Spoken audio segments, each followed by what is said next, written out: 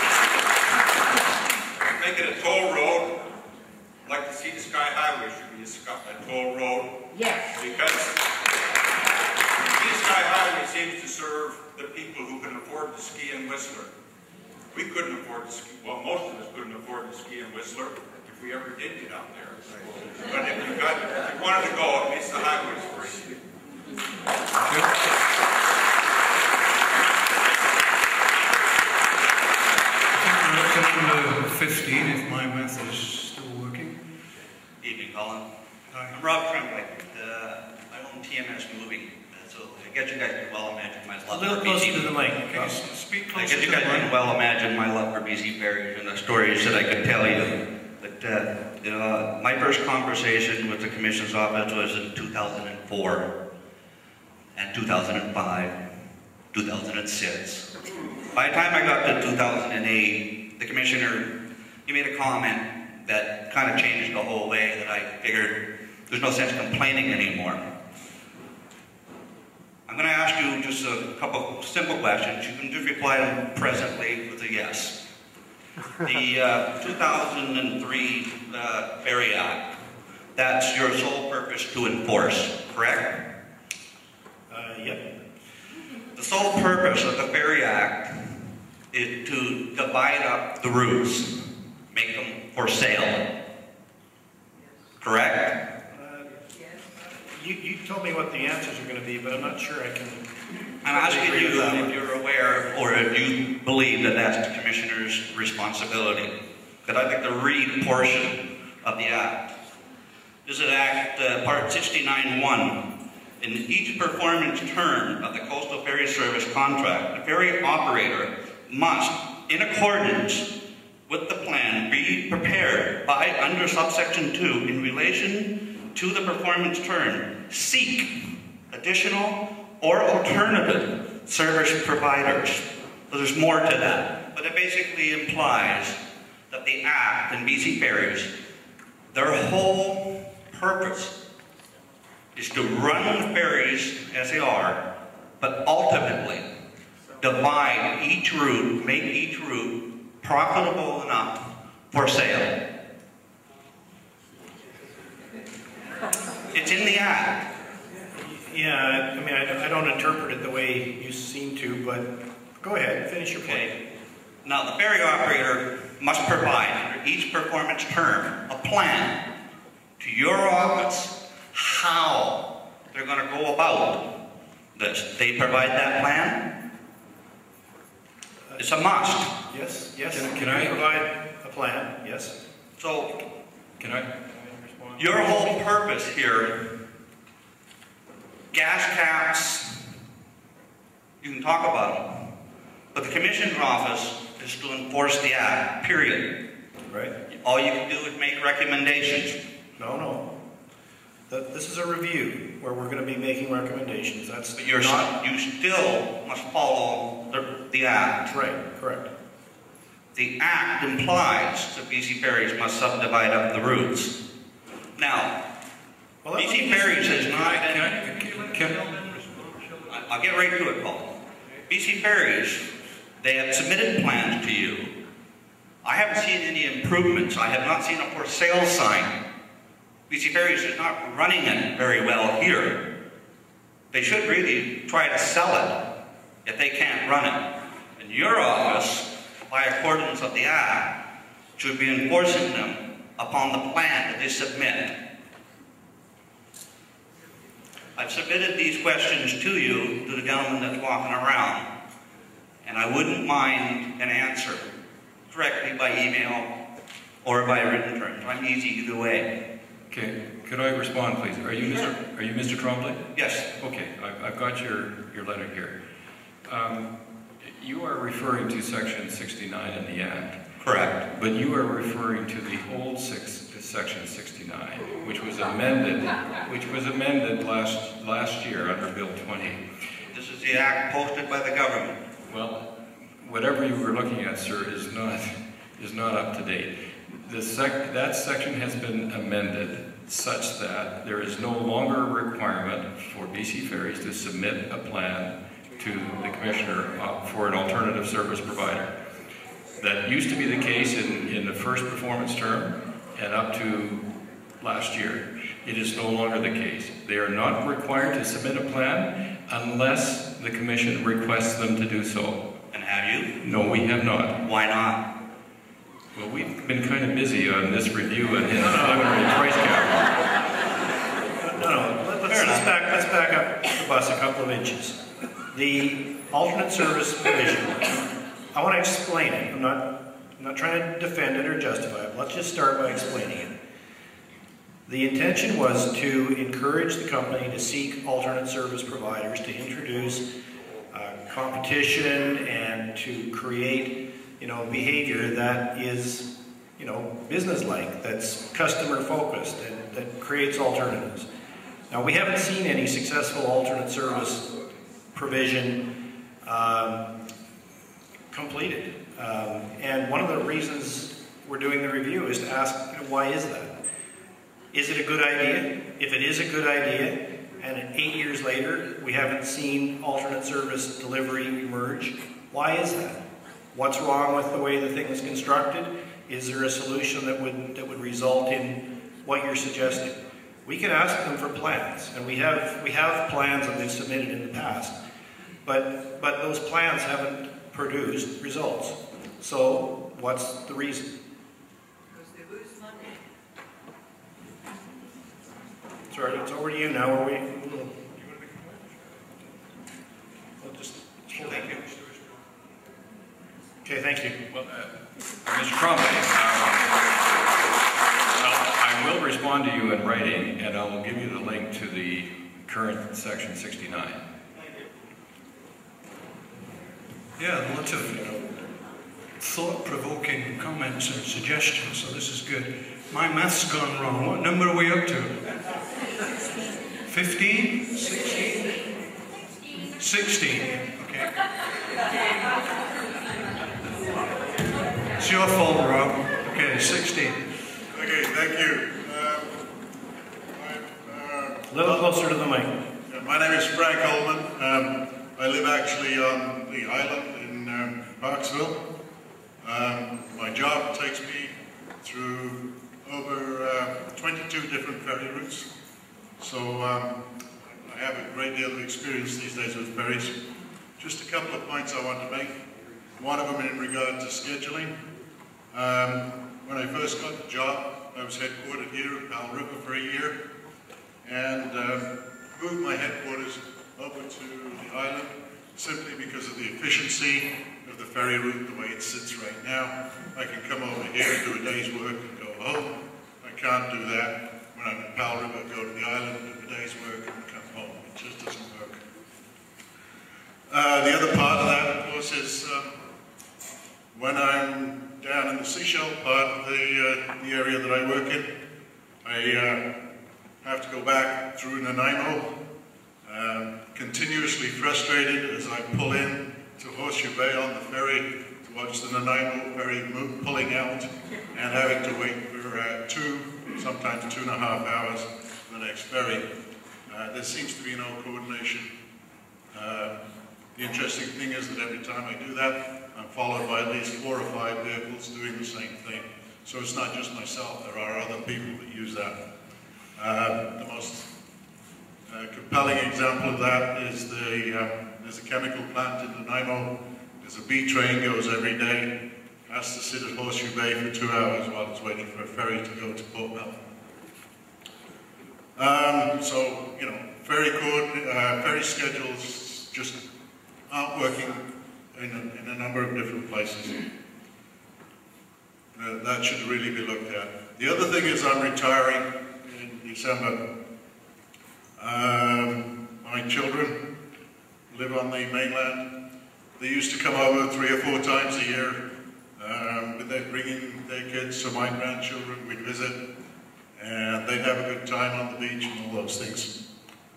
That is no longer really possible. They came once this year, and as a result of that, and also the cost of traveling backwards and forwards to see my family all the time, when I retire, I will be selling my house in Parksville and moving over to the Fraser Valley to Chilliwack so that I can spend time with my family.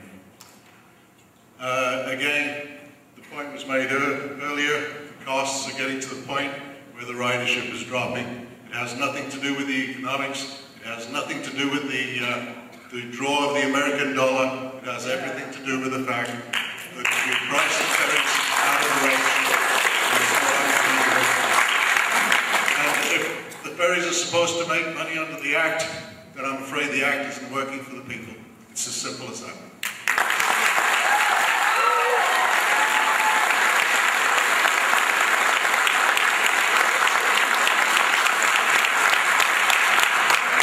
Number 17.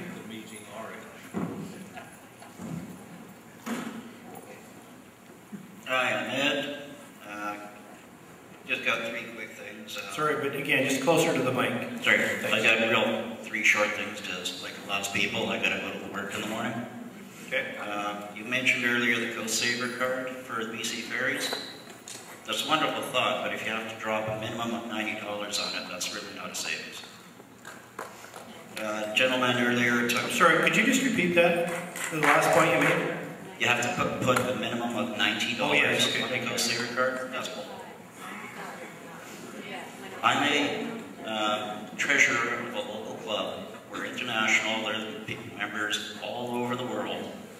We hold like symposiums, events, type things. We're the medieval guys. 6-8 years ago, we used to have a thing down at Kent's Beach. We get upwards of 180 people coming, as far away as Seattle. Nowadays, we're lucky to get 20 people, and most of them from the island because they can walk up. Like, it's really cutting into people's traveling. And another gentleman mentioned Wacky Bennett. Yep, put it back to the highways. When things go that wrong, go back to your roots and start again.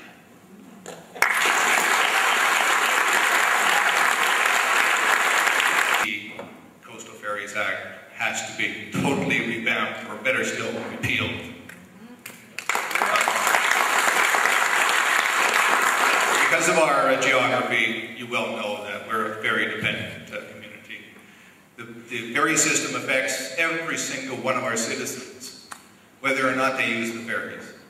This includes personal travel, business, sports, and medical appointments. My suggestion is that the system has to be placed under the transportation system or the BC highways system. And in that way, we would be treated the same way as every other citizen in this province of BC. Fairly, equitably. We don't expect special status, we don't expect perks. We do expect respect and fair treatment, basically.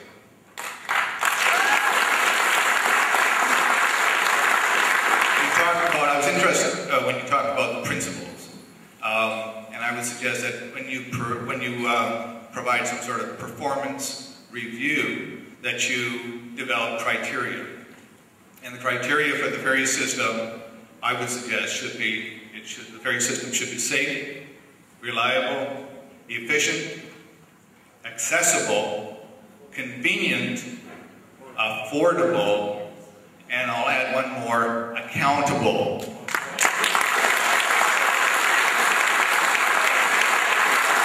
think that Mr. Hahn and his cronies are just out of control. Thank you very much. Next one, please.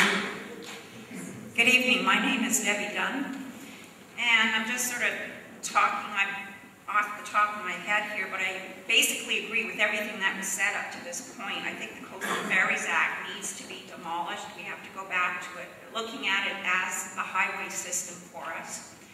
And also, you asked us questions about how it affected us. I moved here from Edmonton 7 years ago, thinking that this was paradise. I have quite a few family members that would love to move out here, but because of the cost of the ferries, they are staying in Edmonton. They don't want to move out here until things change. I have a sister who wants to move out here and start a business. That business would just isn't viable with the ferry system the way it is right now. It would cost her too much in transportation. And to get her supplies here, it'd be too expensive as well. Family visiting is ground to a halt as far as my family coming to visit me. I've been going to visit them, and it's almost more beneficial for me just to fly out of Comox than it is to take the ferries. You can go walk on. I'd rather take the ferries, have my own vehicle when I get to the other end, but by the time you wait, you have to, if you miss your connections, it's just not viable. I know a lot of businesses in town are having a hard time finding new employees because their family is back in the Lower Mainland, and to go back and visit with grandparents or aunts and uncles, it's just not cost effective. So they'd rather find a lower paying job in the Lower Mainland than to come up here to Powell River.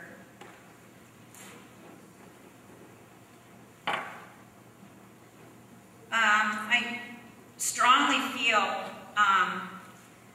that it is our highway system and that we are being taxed by user base while other people in the interior, like was previously said, it's just being paid out of their tax dollars, which everyone's paying for, including us. So I feel like we're not being treated like an equal member of this province. A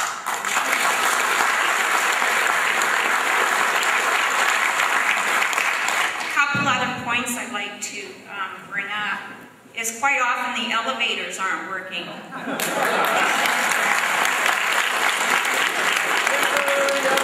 We have people who cannot walk up those stairs, and more we're becoming a community of older individuals and also of individuals with disabilities. And it's not fair for an individual to pay the same as anybody else, but they have to stay in their vehicle for the whole trip because they cannot make it up those stairs.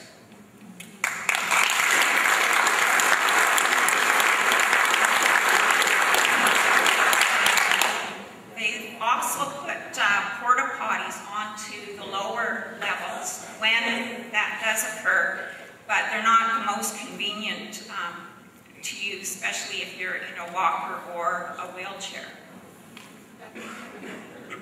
And I think the last point I want to make is that I think we've all made it clear that our ferries, we're dependent on them. They are highway systems.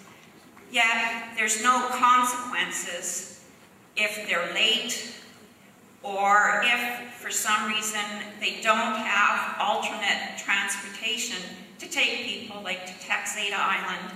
And if you're just stuck for 3 days, well then you're stuck for a couple days until they decide to do something else.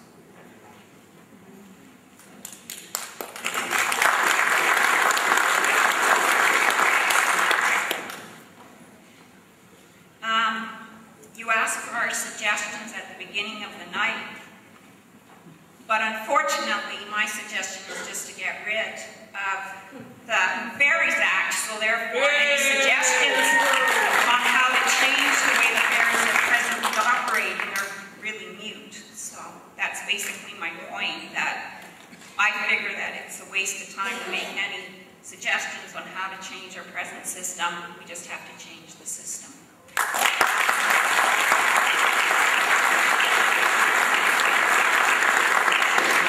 Who's next? glad you explained the porta potties on the car deck. I noticed them today and couldn't imagine why they were there, so now I get it. Thank you. We must be up around 21, 22. Who's next? Could you remind me which one you are, please? What number are you? Just so. 20. 22. Okay, thank you. I'm Colleen Crane. I moved here. Get a little closer to the mic. I moved here about a year ago. I travel the ferries quite often. I have a couple points to make. One being the experience card. I use that experience card. It saves me a little bit of money, but when I take the circle route and I have my grandson, it costs me a lot of money because they don't let us use that experience card on the big ferries. So only for years. Wow. At one point, I had a situation. Well, I was taking my grandson home. I forgot to mention that he was special needs, so I got charged. So when I went to the other side, well, I actually asked the steward on the ferry if I could go and get a refund, and she said, sure, do it on the other side. So I went there, and the poor woman had cars lining up to get on the ferry. She had people that were walk-ons to get on the ferry. She was by herself. This is the employee for the ferry. I'm asking for a refund. She says, I'm sorry, we can't do that. You have to go back to the original ferry. Okay, fine, it's $10 or whatever. I actually was taking the Nanaimo ferry. So I got to the Nanaimo ferry. I remembered the special needs. He said I couldn't use my experience card. Fine, that's another $60. I had to wait till I got home. Lucky I actually live here. And I went to the ferry and I started chatting with the lady, getting my refund. She was helping, very helpful. She told me that an adult is 12 years old. You get charged if you're 12 as an adult. You don't get to go to the bar, you don't get to drive, you don't get to vote at 12, but you get charged as an adult on the ferry system.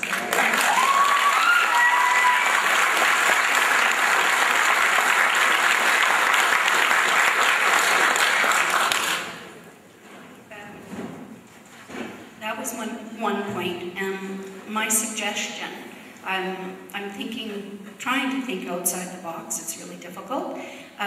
Maybe when people are traveling, the users are so low, apparently, which every time I get on the ferry is usually packed. Why don't we do a car full? Why don't we say a family pack? Why don't we say the more people that travel together get a better rate? So that when people are going over for medical reasons, and I've had to take people over for a medical reason, they got on free, but the rest of us had to pay. So why can't we do something like that? Make it so that everybody, gets a better rate. And everybody else has made wonderful suggestions. Everybody else has very valid points. We're happy that you guys are here and listening, but let's see if there's anything that's going to happen. That's what we want, results.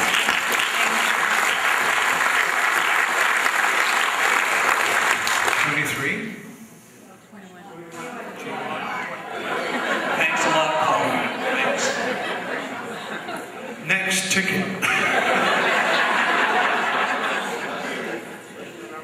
Actually, the last comment of the previous lady kind of leads into what I want to say. And there was no doubt. I knew I had a chance to meet with you earlier, and I'm not going to spend a lot of time, but there was no doubt you would get more than enough comments about how to improve a system. But if I could call a meeting like this, and I'd get just as many comments about my store too.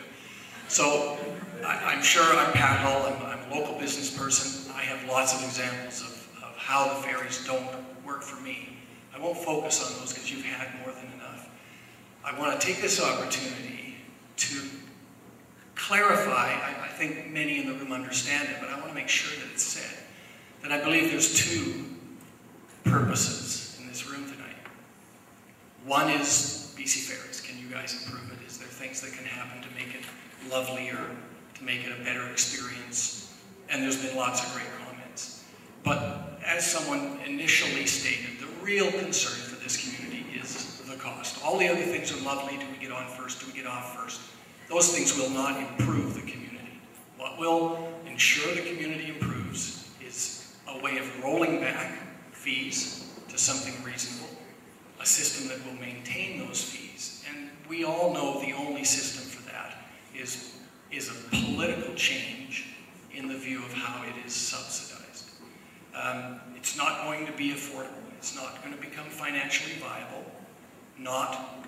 and still build Powell River, or any other community for that matter. So everyone in this room has got to walk the walk and write a letter. What we're saying tonight is not going to change that political will. I know you gentlemen said earlier that you can make suggestions, and I truly hope you have, and you have strongly heard, that it is the subsidy that has to change. That is the only way this system will become affordable for us. There is no other way to keep the rates down, but, as people have so eloquently said, to recognize us as much a part of British Columbia as anyone else driving on roads or anything else that we all pay for. So, but this room has got to be politically driven.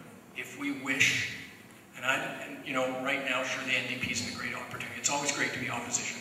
I don't care what government's sitting there. It's going to take political will, and that means voters, to change the process. So every one of us has got to write more than one letter, and we need to copy everyone on that. You'll do your job. I thank you for coming. I actually apologize for some of the abuse you've taken. Powell River isn't really like that. The abuse shouldn't be aimed at you, and you don't deserve it. Appreciate what you're doing. Hope it's effective. But this room has to make it very clear to the powers that be that the system as it exists, and quite honestly, I'm brave enough to stand here and say, I don't want it to go back to the, I don't want the government running the ferries, but I want them to be accountable. And I want the ferries to be accountable to the government, because that is our only opportunity to change things. So that is what's wrong with the system. There's got to be a hybrid here somewhere where someone runs it well, and that isn't the legislature. They are busy enough trying to run themselves. But the legislature does need to have control, and they have no control right now. But this room has got to take that responsibility. You can't do it. And I just really want that to be clear for everyone in this room. I put a big sign up on my lunchroom board. It said, meeting 8 p.m. If you're not there, don't bitch. Get active, write a letter, please.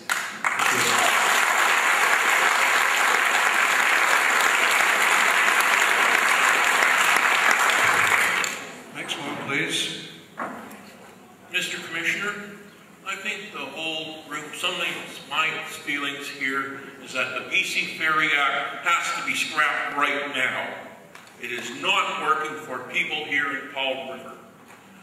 We have seen ferry fares jacked up for no good reason whatsoever. And we have seen those ferry fares end up in the pocket of Mr. Hahn and his cronies in Victoria. And that's what it's been. BC Ferry Corporation has treated Powell River like dirt.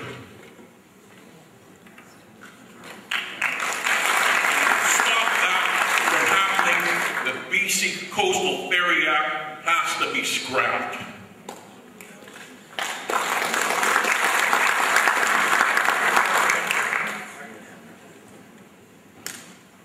Do you have another suggestion, Kenny? The ferry system in this province is part of our highway system. And that's what all the people in this town has agreed. That those ferries between Salisbury Bay, Earls Cove, and Horseshoe Bay to Landale, they are part of the Highway 101 system.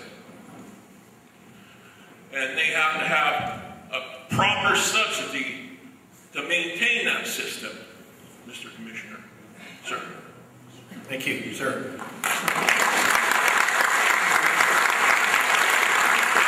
Next one, please. Which is, by the way, number 22.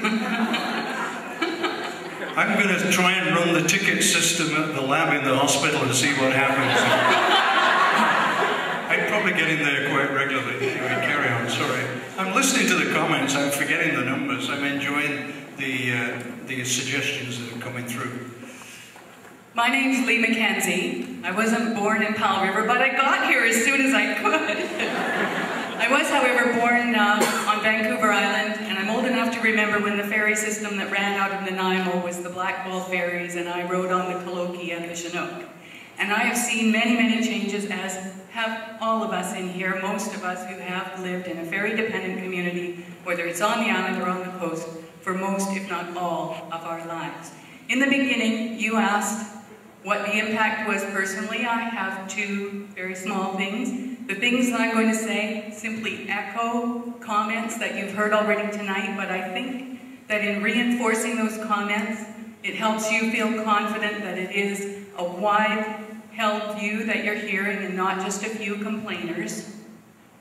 My family is still on Vancouver Island. I see them very seldom. I'm on a limited budget. I cannot afford to hop in the car and go and see my mother whenever I want to. I am not alone in that. I also, for a few years, have had an art studio here in Powell River, and the number of times that I have heard people come in and say, wow, I've never been here. I didn't know anything about Powell River because I wasn't willing to pay the fare to come over. When they come, they're delighted, but we can't get them here. I have 2 points that I'd like to make. First of all, I know that this isn't your bailiwick, but I'm afraid I do not buy the argument that the people running the Ferry Corporation must be paid exorbitant wages because they're the only ones who can do it. I think there are many people with common sense, including people in this room, who have enough common and business sense to run a corporation and see facts. And because of that, I think we mustn't just swallow that explanation when we hear it.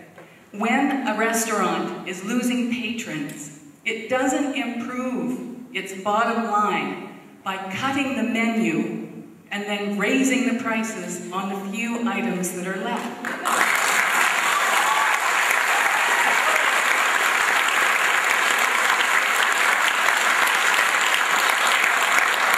And finally, as a ferry user, passenger, or customer, for the better part of 6 decades, it has burned me constantly that I, an equally charged taxpayer in the province of British Columbia, pays for my marine highway an exorbitant percentage, but I also pay for the road to Prince George.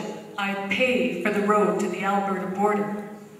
And there are no tolls on the road to Whistler, as was mentioned before, but my dollars supported that. And when I have heard the retort, well, you choose to live in a far-flung community, then point to the communities on any of our borders, north, south, east, or west, and tell me that they are not far-flung.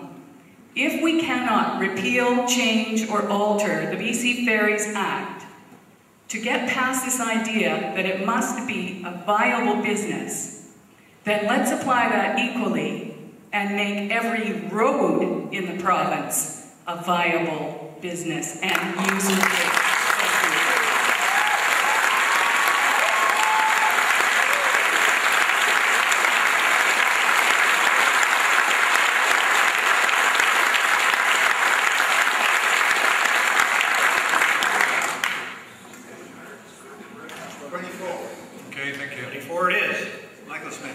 Sold. A number of other people have covered what I want to cover.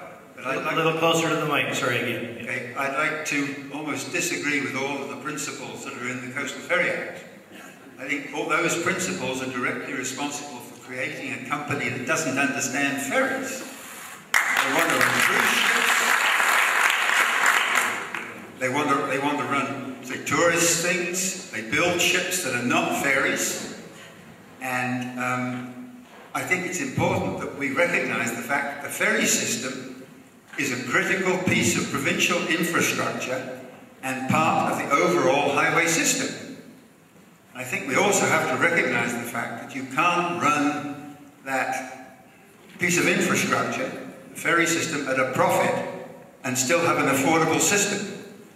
So I think the Coastal Ferry Act has to be changed, and it has to reflect the fact that that ferry system is provincial infrastructure. It's simply part of the transportation for the province as a whole, and it has to be supported out of taxpayers' money, the same as the rest of the highways.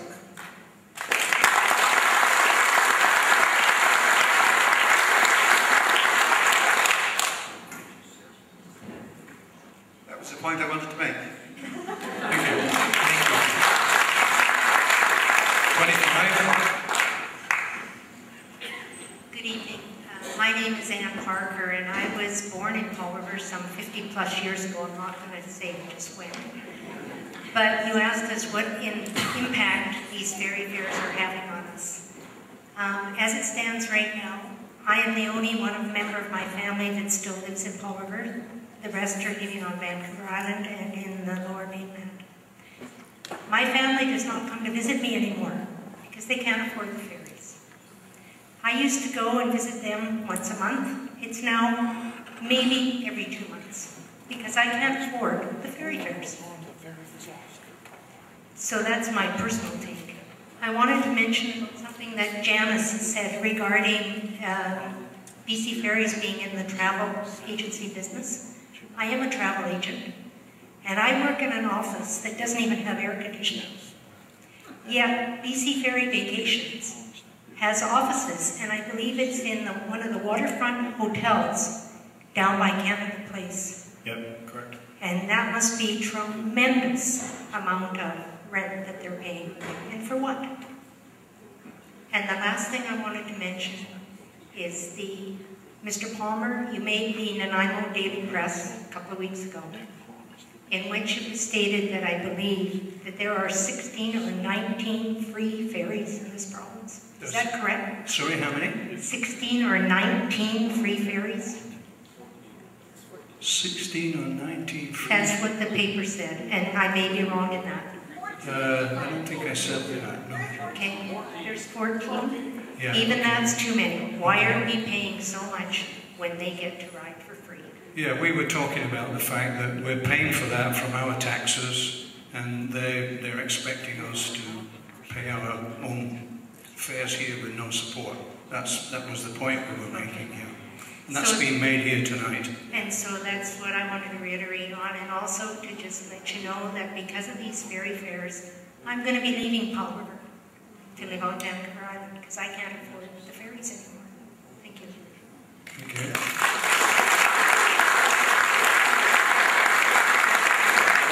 $26.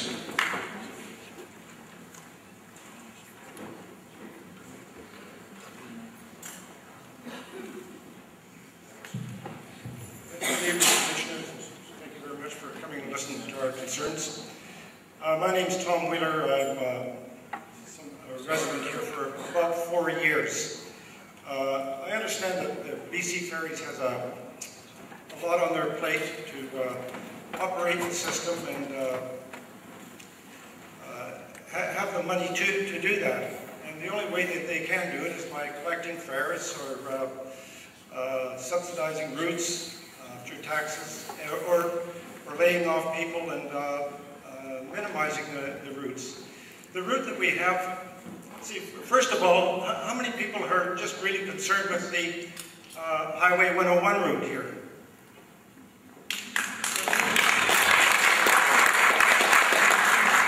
And I think that's our main concern here is the Sulky Bay to Earls Cove, Horseshoe Bay.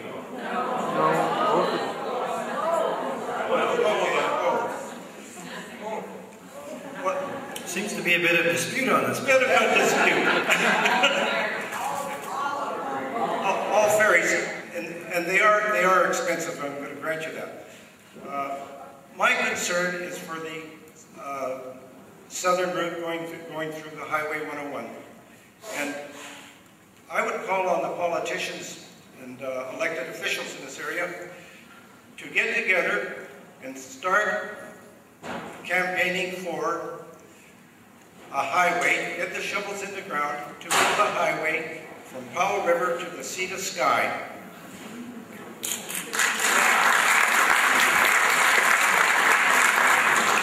I think the ferries are very useful, okay? And in the meantime, until we can get that highway, I believe that there should be some kind of subsidy or reduced rate for this area. It is extremely expensive. The economics of this area, businesses here are falling apart. We're really hard pressed to make a good business out of it. Mostly because people can't come here to support the business. Ferry rates are high. The cost of bringing goods and services in are extremely high.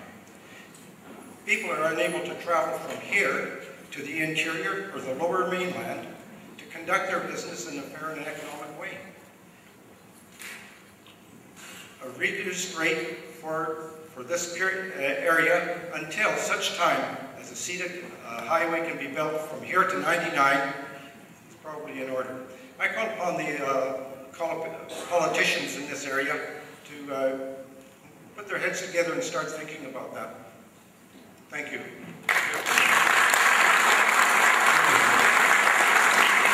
At the moment, Don tells me that we've got 34 tickets out there and we've got about 20 minutes left. So Don, if you could maybe just not hand any more tickets out until we get to number 34. So number 27 was next. Okay, Mr. Powell, I spoke earlier about the inland ferries. I was just wondering if a quick question. I know the figures are available to you. Could you publish them in our local paper, the profit and loss of the inland ferries compared to the coastal ferry system? Thank you. You want me to do that? Did you say that you wanted me to do that? Oh, okay. Well, I'll ask them later on if they think it's their position to do that, and if not, well, I'll try and dig it out for you anyway. Okay, number 27. My name is Regina, and thank you for being here to listen to us. And I have a couple comments or suggestions to make. First of all, I agree with the lady that said why I was 12 years old, you have to be paying as an adult. There should be something like a student fee. There has to be something to it. And then some personal experience, when you travel from Powell River to Vancouver, even if you get up with the very first ferry and end up in Langdale, sometimes you end up with 1 or 2 ferry waits. And I think that's not acceptable because there's no way for us to be there earlier. So there should be assured loading for us traveling to Vancouver on the Langdale.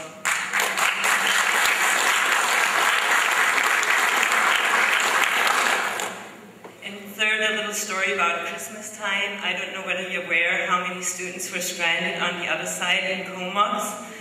Was it on the 25th or on the 24th? Around that time. Okay, the students with their last money, their whole waiting room was full, all the ferries didn't run, and even the last one, so they were chased out of the waiting room. They didn't even have the money to get a hotel. Somehow they found some money, but I found it really sad that the ferry didn't step up and let them sleep on the ferry or anything like that.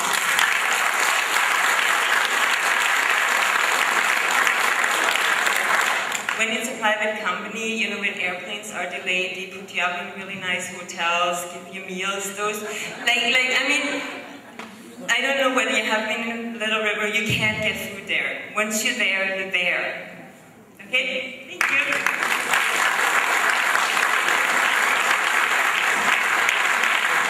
Number 28. My name's Teresa Bennett, and I just have a quick question. And I know I've asked it every time I have gone from Powell River to Vancouver and Vancouver back. Why do we pay more to go from Vancouver back to Powell River when it's the same distance? And the attendants at the ferry terminal at Horseshoe Bay always say to me, "Really? You do?" They don't have a clue. And I was told once it's the fuel surcharge. Well, why on a minor route are we paying fuel surcharge? Doesn't it make sense to put the fuel surcharge on the ferries that are busier. You know, more riders, more money. We're the ones that get stuck. But I've never been given the correct answer as to why it's a different rate, going and coming back. Sheldon, do you want to do that one? Honestly, he knows stuff better than I do and those detailed questions. So. I can't explain that one. I cannot explain that one. All I can say is that's one of many, many, many anomalies there are in the tariff structure that we are finding out all over the place. And I'm sorry? We do not want it to increase on our cheap side.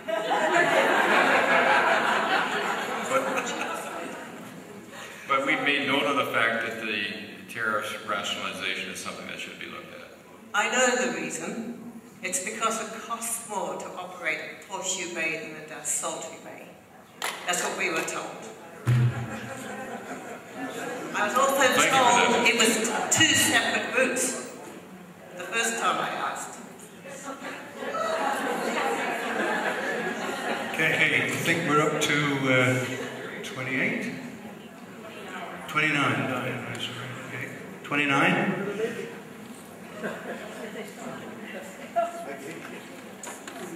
Good evening, and thank you very much for coming.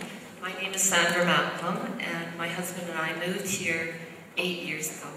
And in that time, we have seen ferry costs double for us. We live here and work here. And I just wanted to say that we came from Dawson Creek, which is northern BC. And we had highways out of Dawson Creek in all directions. We went north. You could go north to Alaska, you could go to Alberta, you could go to the north coast, you could go to the south coast. And we never paid any more taxes to drive those highways. We weren't charged any money to drive those highways. And if you've ever lived in northern BC, you know what the roads are like up there. There's huge maintenance costs and ice and snow removal. The highways in the Pine Pass just had to be rebuilt from flooding. And nobody pays any extra money for that. The Coquihalla when it was built, they charged a toll to drive that until it was paid off. And once that was paid off, the people don't pay any more to drive that. Yet there's still huge maintenance costs to drive that highway in order to keep it clear of snow and ice and constant maintenance.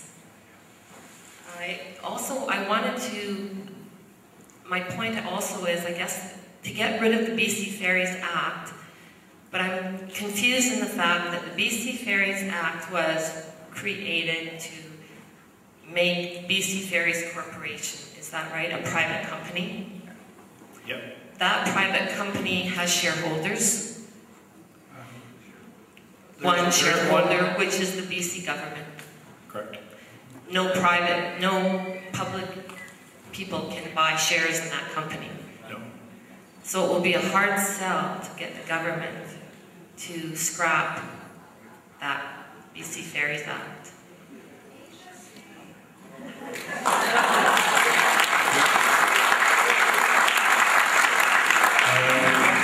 Number 30.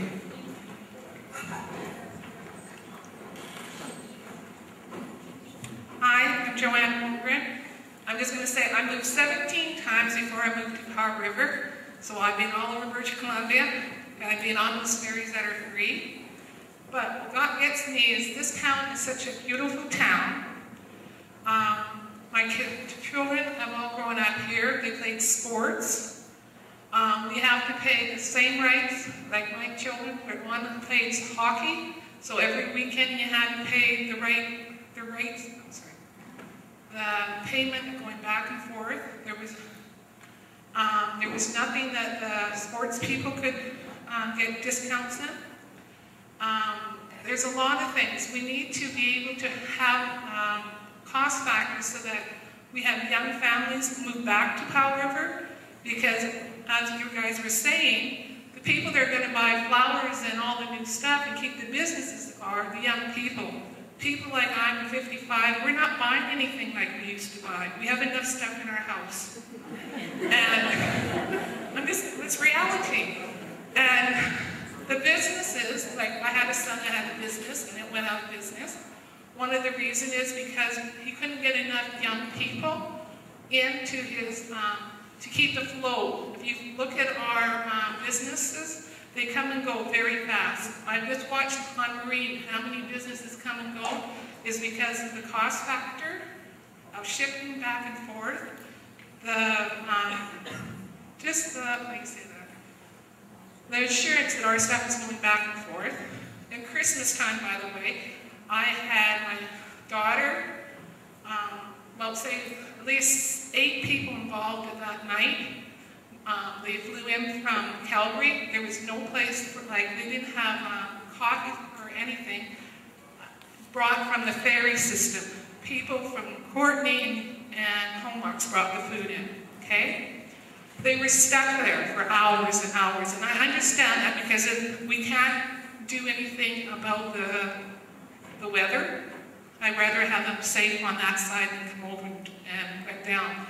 But there was nothing for them to go with little kids and everything. They finally were able to go to a hotel. But as you say, a lot of the people don't have the money. Okay, go back. When you're talking about those cards, right? Unfortunately, there's a lot of people in this town who can't put up the $90.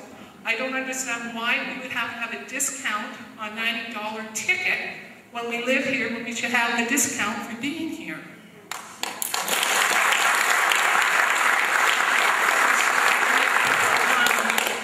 The only problem with that card is when you put the $90 in, the corporation keeps the percentage. Like it keeps going like a credit card, so it has that money sitting there all the time.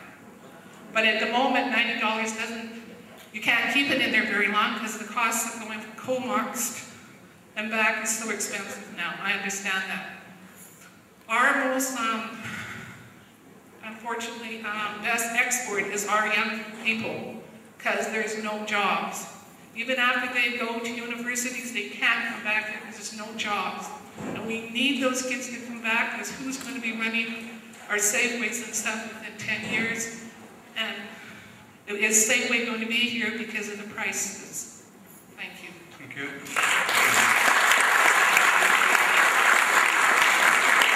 Okay, we've got 4 more. 31.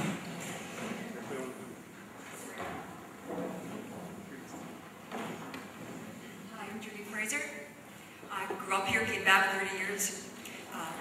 For 30 years, came back. I question the Ferry Act, of course. My question is not the inland system part of the highway system, therefore it's free? And we're not considered the highway? Is that not true? You know, my understanding of the history of that is not deep, but I gather it goes back to some agreement related to the construction of dams and promises that were made at the time. So that's all I know about the history of it. Because I was always told it was the Department of Highways when there was a Department of Highways. The other point, of course, is that it should be scrubbed, but I question in the ferry scheduling where it says that the Saltry Bay to Earls Cove ferry and the United General Horseshoe Bay ferry are not guaranteed to connect, that they are really not the same system.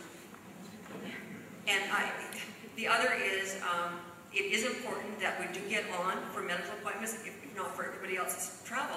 Yep. And I know that the Tuasin to Gulf Islands has, what, 4 or 5 stops, and they have a ticket to get in the car. I mean, I've been doing that since the 70s.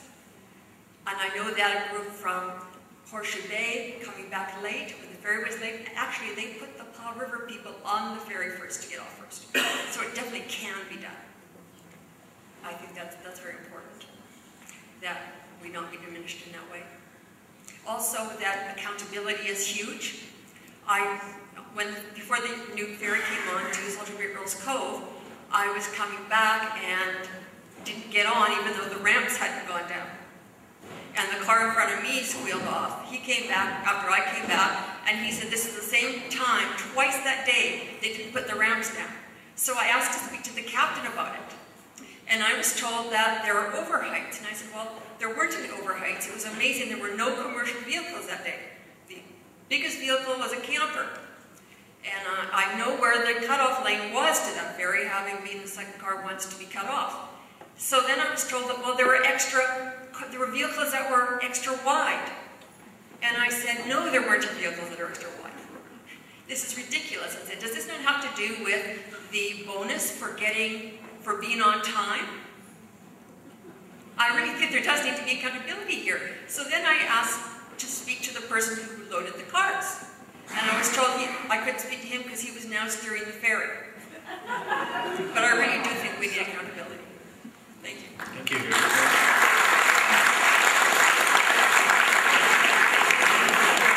Next one, please. Who was it, Doug? Down there, 32. 32, yeah.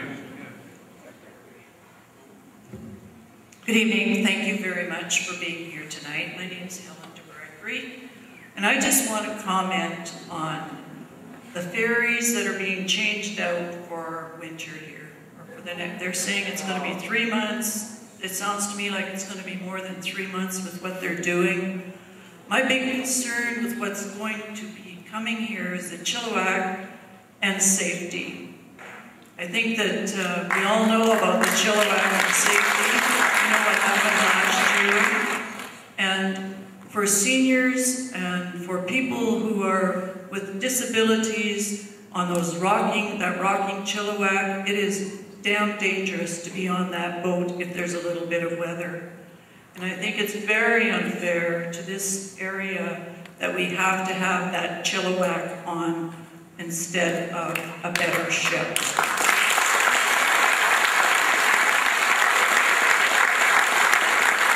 Let us not have a locomotive team episode here in Powell River this winter that happened in Russia yesterday, which is really sad.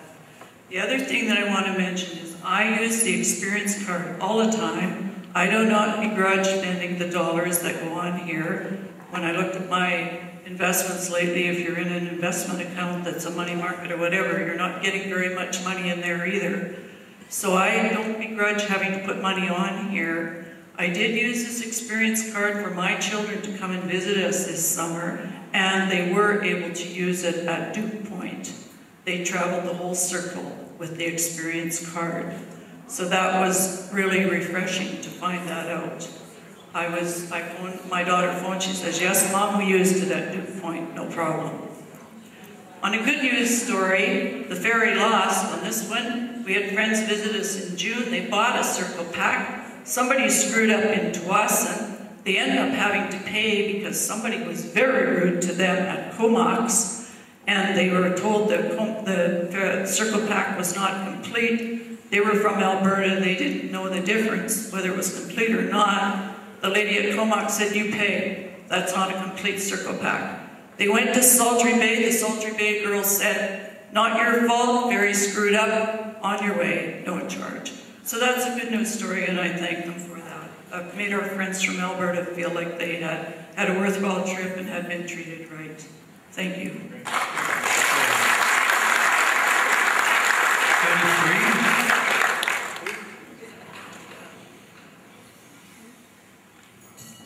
Hi, thanks for coming.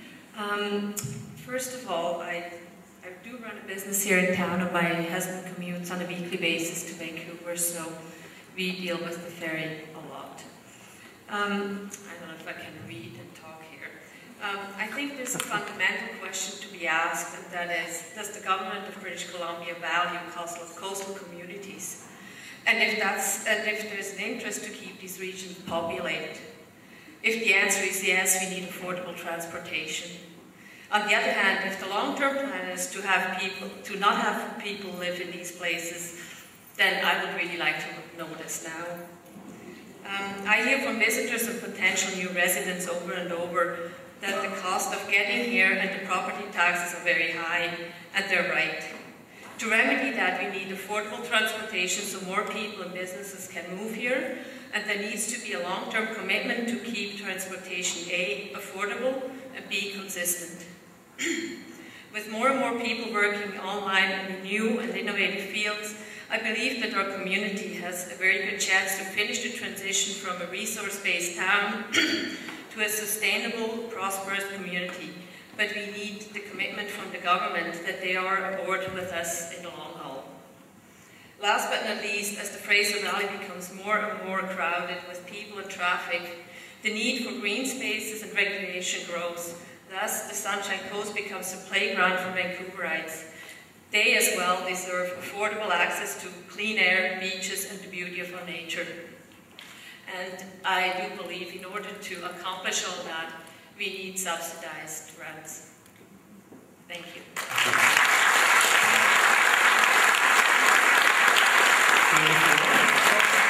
That's it, Paul. Is that it? That's it. Oh.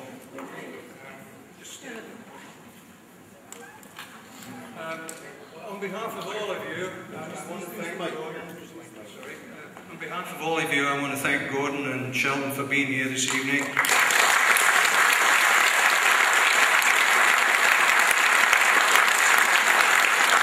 As one gentleman said, start writing those letters, it's never too late. So thank you very much indeed, ladies and gentlemen. And just before you leave, I want to thank Colin for stepping up with no notice. Brave man. Really appreciate it.